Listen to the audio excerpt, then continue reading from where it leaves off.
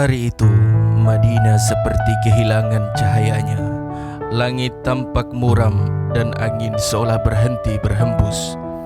Rasulullah sallallahu alaihi wasallam, sang kekasih umat, pemimpin agung yang telah membimbing mereka dari kegelapan menuju cahaya, telah wafat. Di tengah kesedihan yang menyelimuti, satu sosok berdiri gagah namun gemetar. Sayyidina Umar bin Khattab radhiyallahu anhu, sosok teguh yang ditakuti para musuh Islam, kini berada di tengah-tengah kaum muslimin. Wajahnya merah, urat-urat lehernya menegang, dan matanya berkaca-kaca. Demi Allah, teriak Umar dengan suara bergetar, barang siapa berkata bahwa Muhammad telah wafat, akan aku tebas lehernya dengan pedang ini. Ia tak percaya, hatinya menolak menerima kenyataan.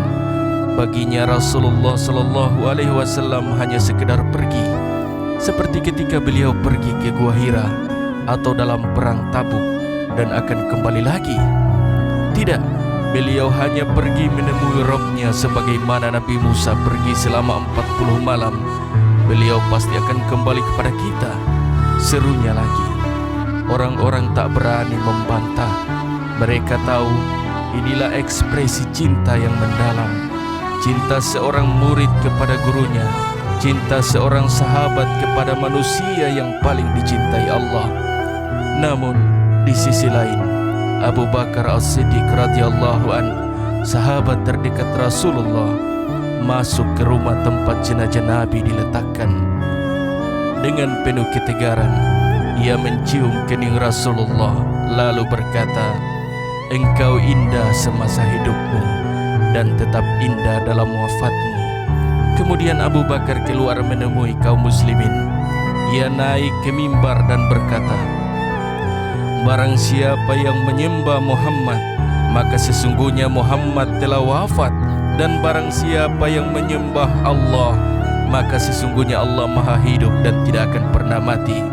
Lalu Abu Bakar membacakan ayat, "Muhammad itu tidak lain hanyalah seorang Rasul.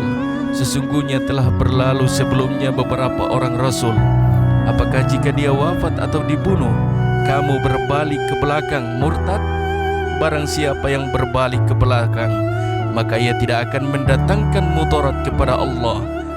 Dan Allah akan memberikan balasan kepada orang-orang yang bersyukur." Quran Surah Al-Imran ayat 144.